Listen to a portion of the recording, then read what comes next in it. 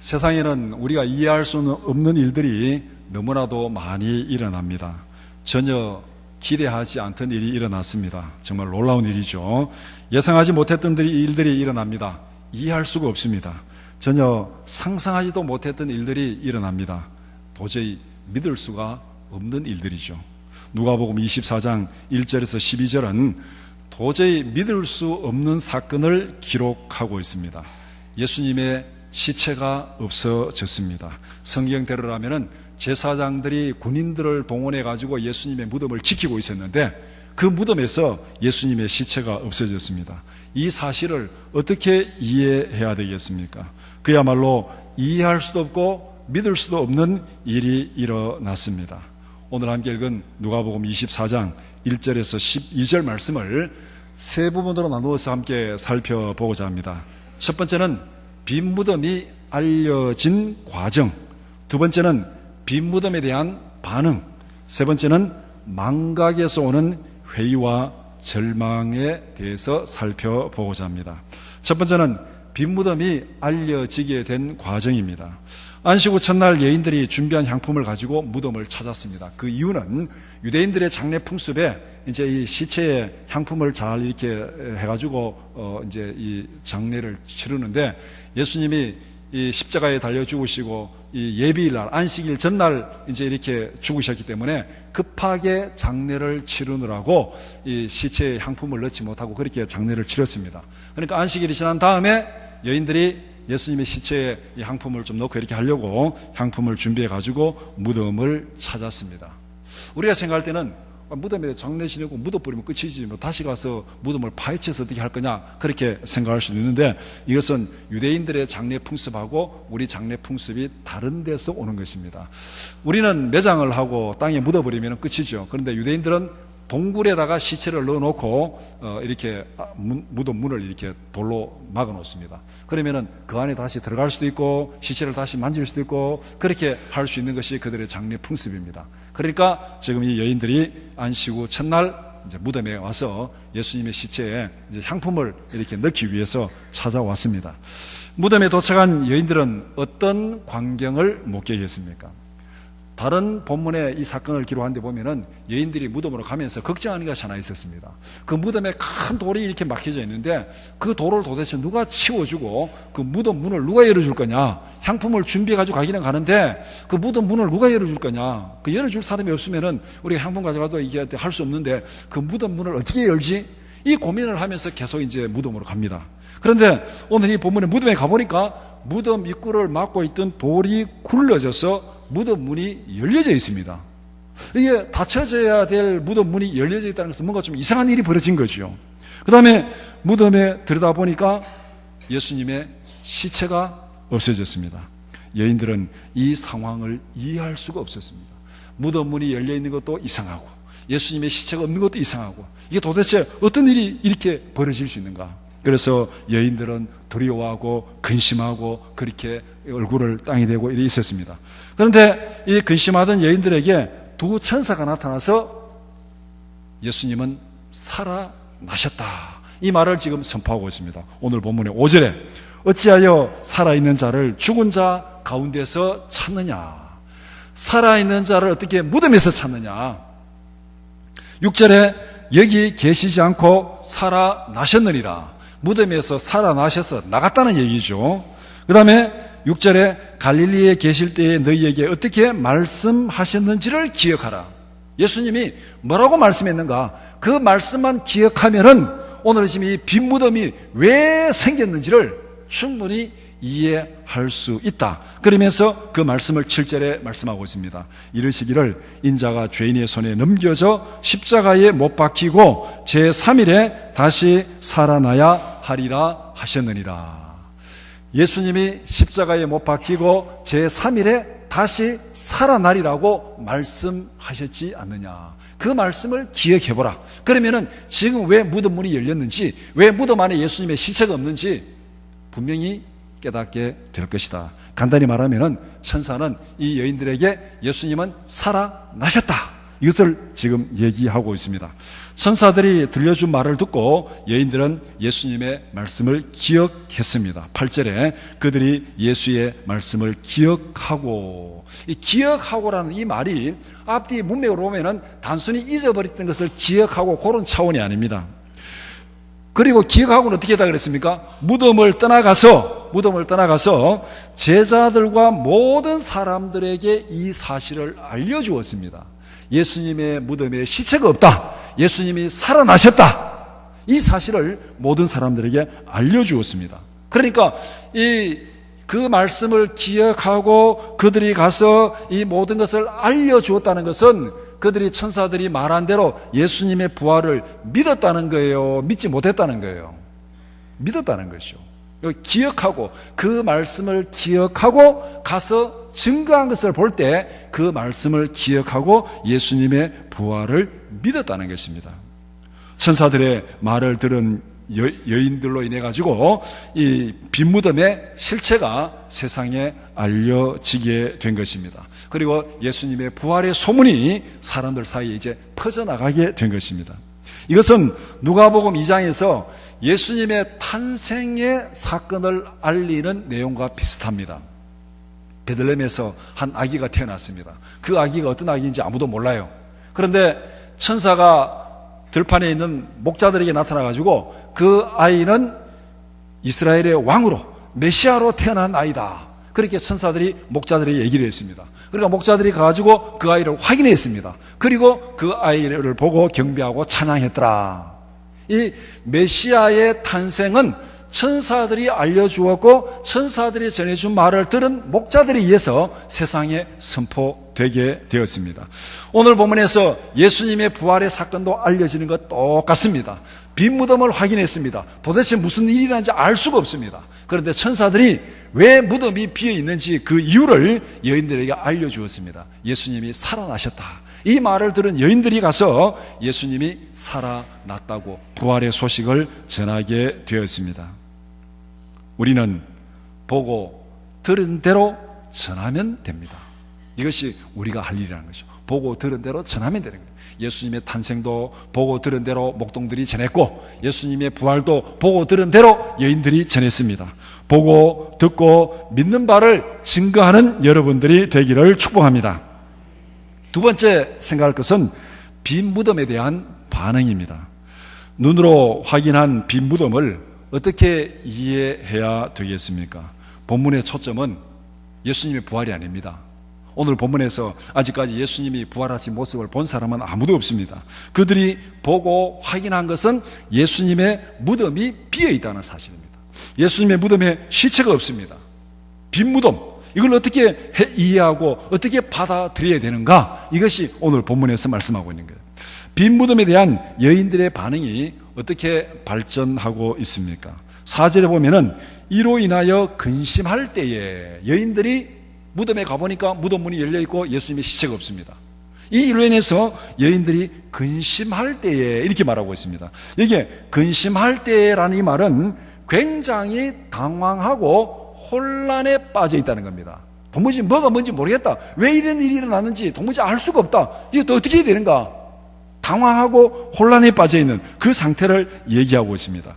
예수님의 시체가 없어졌다는 사실을 발견하고 무척이나 당황하고 있습니다. 예수님의 부활에 대한 생각은 꿈에도 할 수 없습니다. 이걸 보고 혹시 예수님 살아난 거 아닌가? 이 생각은 꿈에도 하지 못하는 거예요.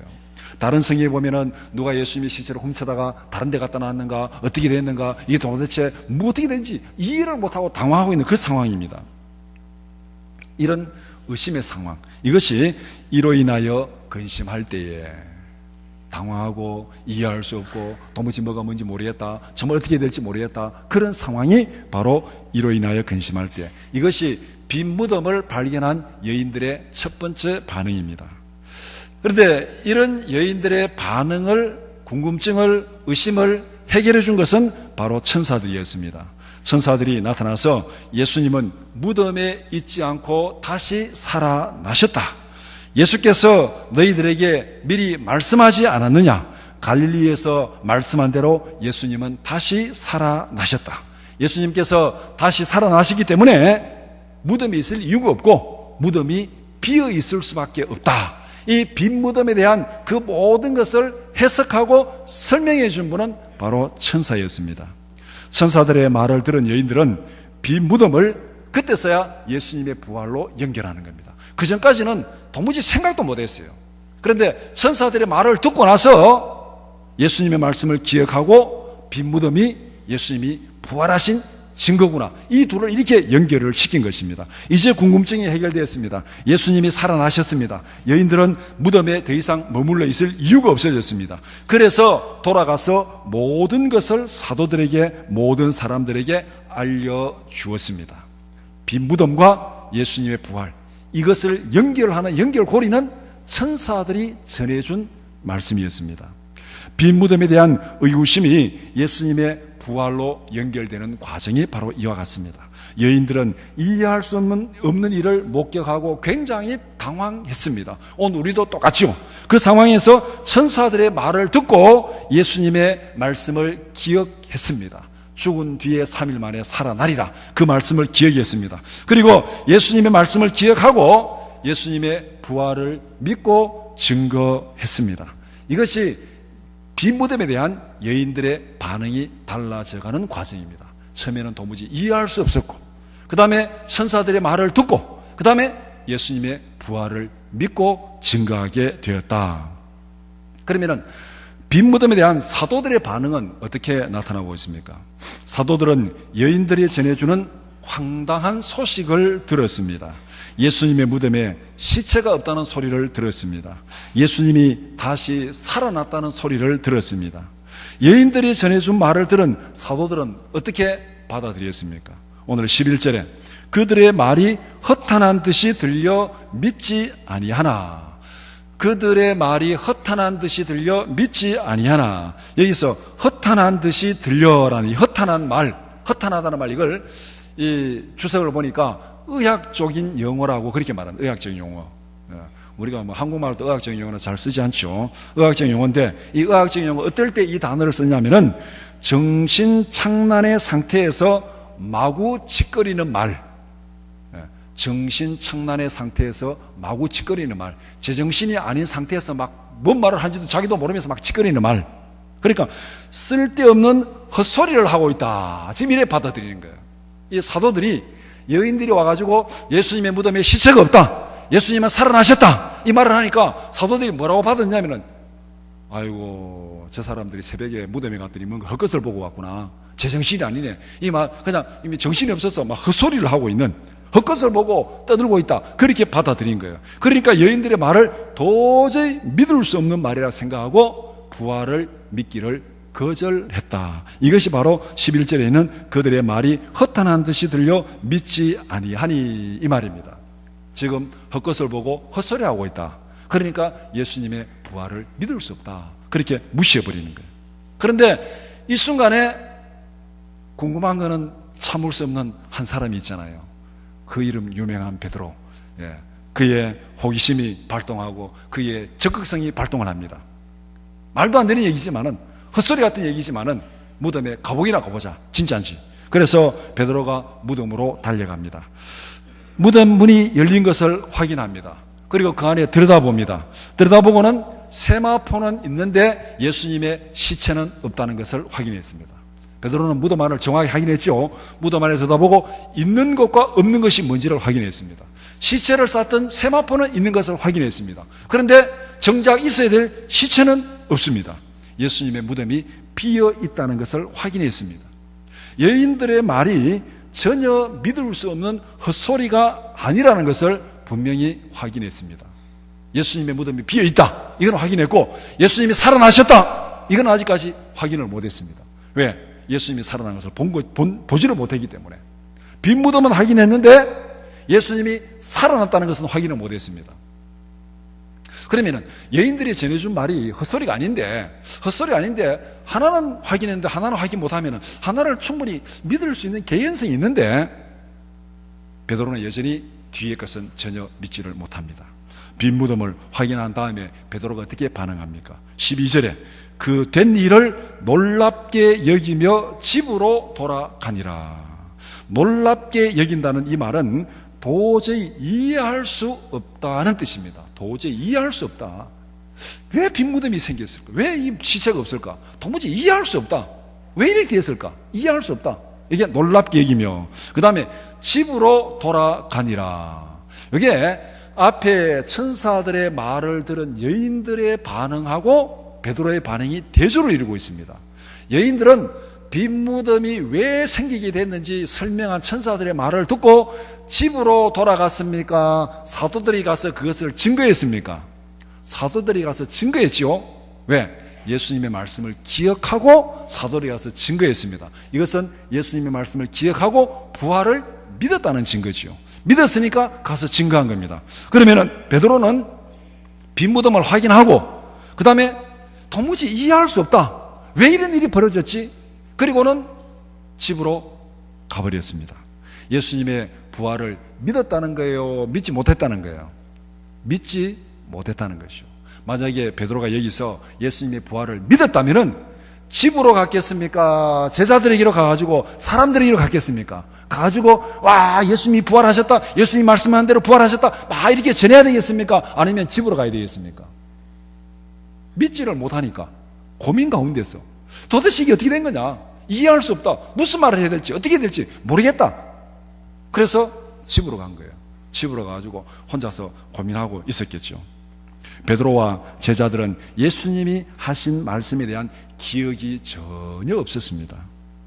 상식적으로 도저히 이해할 수 없는 고민과 절망 가운데 빠져 있습니다. 이것이 사도들이 빈 무덤에 대해서 보인 반응입니다.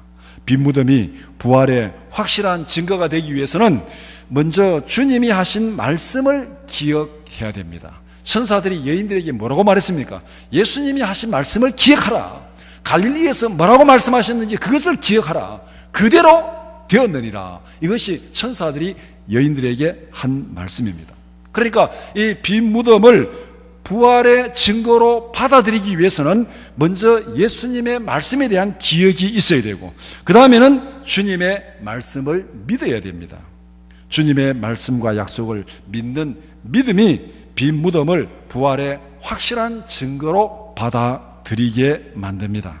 말씀에 대한 믿음이 없으면 어떤 증거를 보여주어도 믿을 수가 없습니다. 우리가 믿지 못하는 것은 증거가 없어서 못 믿는 것이 아니고 믿지 못하는 이유는 믿음이 없어서 못 믿는 거예요. 믿지 않기로 작정했기 때문에 믿지 못하는 것입니다. 예수님이 복음을 증거할 때 따라다니는 바리새인들과 서기관들이 예수님에게 요구한 것이 뭡니까? 표적을 보여달라. 당신이 정말 하나님께로 온 메시아인지 표적을 보여달라. 예수님께서 표적을 보여주지 않았습니까?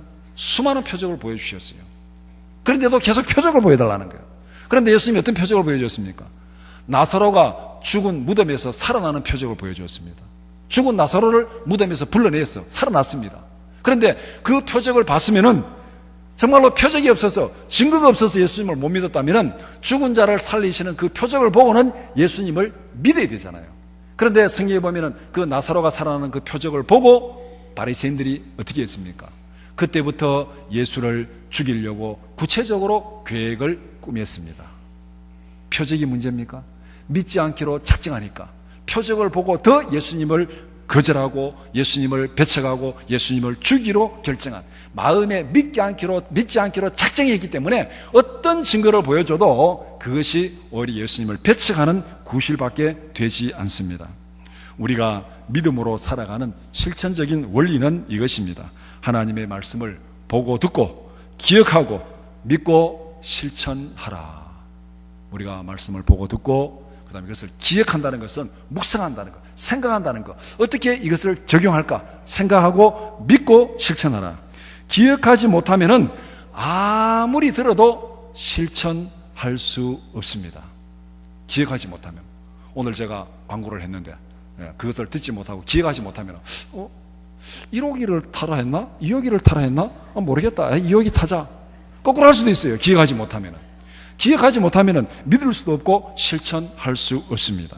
듣고 기억하고 믿음대로 실천하는 여러분들이 되기를 축복합니다. 세 번째는 망각에서 오는 회의와 절망입니다. 빈 무덤 앞에서 제자들은 이해할 수 없는 고민에 빠졌습니다.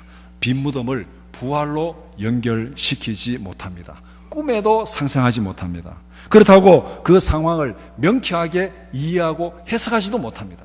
부활도 아니고 그렇다고 다른 뭔가 뾰족한 수도 없고 뭔가 이해될 일도 없고 다른 대안도 없고 아무것도 할 수 없는 상황. 부활하신 빈 무덤을 보고도 아무것도 할 수 없는 절망에 빠져 있는 거죠. 우리가 정말 아무것도 할 수 없는 그 상황이 뭡니까? 절망의 상태잖아요. 우리가 뭐 어떤 일이 다가 막 희망이 있을 때는 일을 하게 됩니다. 그런데 그냥 희망이 다 사라지고 정말 아무것도 할 수 없는 그 상황에 힘이 쫙 빠지면서 절망하게 되는 거죠. 부활의 빈 무덤 앞에서 지금 제자들이 절망에 빠져 있습니다. 이해할 수 없는 고민에 빠져서 집으로 돌아갔습니다. 제자들은 망각에서 오는 회의와 절망을 경험하고 있습니다. 왜 이런 일이 벌어졌습니까? 기억하지 못하기 때문에. 예수님이 여러 번 반복해서 말씀하신 그것을 기억하지 못하기 때문에 지금 이런 쓸데없는 고민을 하고 걱정을 하고 절망에 빠져 있습니다. 예수님은 제자들에게 자신의 죽음과 부활을 여러 번 반복했습니다. 누가복음 9장 22절 이르시되 인자가 많은 고난을 받고 장로들과 대제사장들과 서기관들에게 버림받아 죽임을 당하고 제3일에 살아나야 하리라. 이런 말씀을 여러 번 반복을 했는데 제자들은 그 말씀을 깡그리 다 잊어먹었어요. 왜 잊어먹었냐면은 이 말이 뭔지를 이해하지 못하기 때문에. 우리는 이 세상의 말을 다 듣는 게 아니에요. 관심 있는 것만 들립니다. 관심 있는 것만 들립니다. 여러분도 하루 종일 쭉 하다 보면 많은 말을 들었는데 기억에 남는 거는요 몇 마디밖에 없습니다. 뭐 관심 있는 것만 들립니다. 관심 있는 거. 내 관심 없는 거는 안 들려요. 관심 있는 것만 들립니다. TV를 하루 종일 봐도 거기에 관심 있는 것만 번쩍 들립니다. 고혈압에는 이 음식이 좋다 그러면 고혈압 있는 사람 그게 눈에 번쩍 들립니다. 네. 그 다음에 그냥 당뇨 있는 사람은 그거 안 들려요. 당뇨에 좋다는 것만 번쩍 들립니다. 관심 있는 것만 들리고 기억합니다. 그러니까 제자들은 예수님의 그 여러 번 반복해서 말씀한 그 내용을 관심이 없으니까 뭔 말인지 이해가 안 되니까 다 잊어버린 거예요. 다 잊어버리고 아예 생각조차도 없습니다. 그래서 성경은 불신앙과 절망의 원인은 말씀을 기억하지 못하는 데서 오는 것이라고 진단하고 있습니다. 누가복음 18장 31절에서 34절 예수께서 12 제자를 데리시고 이르시되 보라 우리가 예루살렘으로 올라가노니 선지자들을 통하여 기록된 모든 것이 인자에게 응하리라. 인자가 이방인들에게 넘겨져 희롱을 당하고 능욕을 당하고 침뱉음을 당하겠으며 그들은 책찍질하고 그를 죽일 것이나 그는 3일 만에 살아나리라 하시되 제자들이 이것을 하나도 깨닫지 못하였으니 그 말씀이 감추었으므로 그들이 그 이르신 바를 알지 못하였더라. 예수님께서 자신의 고난과 죽음에 대해서 굉장히 구체적이고 상세하게 설명을 했습니다. 그런데 제자들은 그 말씀이 도대체 무슨 얘기인지는 몰라요. 메시아가 죽다니 말도 안 되는 얘기를 하고 있는 거예요. 메시아가 죽다니 말도 안 되는 얘기를 하고 있는 거예요. 그러니까 그래서 처음부터 듣질 않는 거예요. 그러니까 예수님이 하신 말씀을 깨닫지 못했습니다. 깨닫지 못하니까 기억할 필요도 없고 기억할 수도 없습니다. 기억하지 못하니까 믿을 수가 없는 거죠. 주님의 말씀을 믿지 못하니까 주님이 부활하신 그 무덤 앞에서 절망하고 회의에 빠져 있습니다. 부활하신 무덤 앞에서 기뻐해야 됩니까? 절망해야 됩니까? 어떻게 되는 거예요? 예수님이 부활하셨어요. 기뻐해야 됩니까? 절망해야 됩니까? 기뻐해야 돼요. 기뻐해야 될 그 상황에서 절망하고 있습니다. 왜냐하면 기억하지 못하니까. 말씀을 기억하지 못하니까. 제자들은 죽음을 이기고 살아나신 부활의 사건을 보고도 기뻐하고 즐거워하기는커녕 고민하고 절망에 빠져 있습니다. 가장 기뻐하고 가장 즐거워해야 될 그 상황에서 쓸데없는 걱정을 하고 있다는 겁니다. 제자들은 왜 이런 쓸데없는 고생을 하고 있습니까? 이유는 간단합니다. 주님의 말씀을 기억하지 못하니까, 말씀을 믿지 못하니까 쓸데없는 고생을 하고 있습니다. 지금 우리는 제자들처럼 쓸데없는 고생을 하고 있지는 않습니까? 하나님이 약속하신 말씀을 기억하고 있습니까? 하나님이 약속하신 말씀을 믿고 있습니까? 기억하고 있고 믿고 있는데 그래도 고민하고 절망하고 방황하고 있습니까? 약속을 믿고 소망 가운데서 기뻐하고 즐거워하고 있습니까? 아니면은 의심과 절망 가운데서 방황하고 있습니까? 어느 쪽입니까? 예수님의 빈 무덤 앞에서, 부활하신 무덤 앞에서 제자들은 회의에 빠져 있고 절망하고 있고 쓸데없는 고생하고 있어요. 우리는 예수님의 십자가의 능력 앞에서 쓸데없이 걱정하고 쓸데없이 고민하고 쓸데없이 절망하지는 않습니까? 하나님의 약속을 믿지 못하니까 우리를 구원하신 십자가의 능력도 내게는 아무런 효력이 없어요. 오히려 고민하고 절망하고 있습니다. 하나님의 약속을 기억하고 믿는 여러분들이 되기를 축복합니다. 제자들만 어리석은 거 아니에요. 부활하신 무덤 앞에서 고민하고 절망하는 제자들이 어리석은 것이 아니고 오늘 우리가 똑같은 모습을 가지고 있다는 거예요. 십자가의 능력을 믿는다고 말하면서, 예수님의 부활을 믿는다고 말하면서 우리는 여전히 걱정하고 고민하고 절망하고 있습니다. 예레미야 33장 2절 3절, 이 일을 행하시는 여호와, 그것을 만들며 성취하시는 여호와, 그의 이름을 여호와라는 이가 이와 같이 이르시도다. 너는 내게 부르시지라. 내가 내게 응답하겠고 내가 알지 못하는 크고 은밀한 일을 내게 보이리라. 이 약속만 기억하고 믿어도 우리의 많은 고민과 절망은 사라질 줄 믿습니다. 이 말씀을 딱 믿으라 그러면은 우리 안에서, 믿지 않는 우리 안에서 잡초가 탁 솟아납니다. 그게 무슨 잡초인지 아십니까? 기도한다고 되나? 기도한다고 되나? 이게 딱 솟아납니다. 이 잡초는 순간적으로 팍 뽑아야 됩니다. 기도한다고 되나는 기도하고 난 다음에, 정말로 하나님 앞에 최선을 다해서 기도하고 난 다음에 그때 가서 확인해도 늦지 않습니다. 그런데 기도하라 그러면 내가 응답하리라 그렇게 했는데 기도는 안 하고 기도한다고 되나? 이것만 딱 올라오는 거예요. 이게 우리의 불신앙입니다. 하나님의 약속을 믿고 소망 가운데서 기뻐하고 즐거워하는 여러분들이 되기를 축복합니다. 말씀을 정리해 봅시다. 예수 그리스도의 부활이 우리에게 주는 메시지는 이것입니다. 하나님의 약속은 하나님이 이루신다. 하나님의 약속은 하나님이 이루신다. 예수님이 약속한 대로, 하나님의 약속대로 예수님은 고난을 당하고 죽음을 당하고 부활하셨습니다. 이 과정에서 제자들이 예수님의 부활에 도움을 준 것이 있습니까? 예수님이 고난당하고 죽음을 당하고 부활하는 이 과정에서 제자들이 무슨 도움을 준 게 있어요? 성경을 보면 도움을 준 게 하나도 없어요. 오히려 방해만 했어요. 예수님의 마음만 김 빠지게 만들고, 예수님의 마음만 이렇게 절망하게 만들고, 앞에서 모른다고 부정하고, 하여튼 그냥 예수님 앞에서 하여튼 방해거리만 했습니다. 그럼에도 불구하고 예수님은 부활하셨습니다. 제자들이 도움을 주든 방해를 하든 그것은 관계없습니다. 하나님의 약속은 하나님이 이루실 줄 믿습니다. 주님의 말씀을 기억하라. 오늘 본문이 뭐라고 말합니까? 천사들이 나타나서 주님의 말씀을 기억하라. 그 말씀이 뭡니까? 여기 계시지 않고 살아나셨느니라. 갈릴리에 계실 때에 너희에게 어떻게 말씀하셨는지를 기억하라. 주님의 말씀을 기억하는 순간 빈 무덤이 절망이 아니라 부활의 기쁨으로 변화될 줄 믿습니다.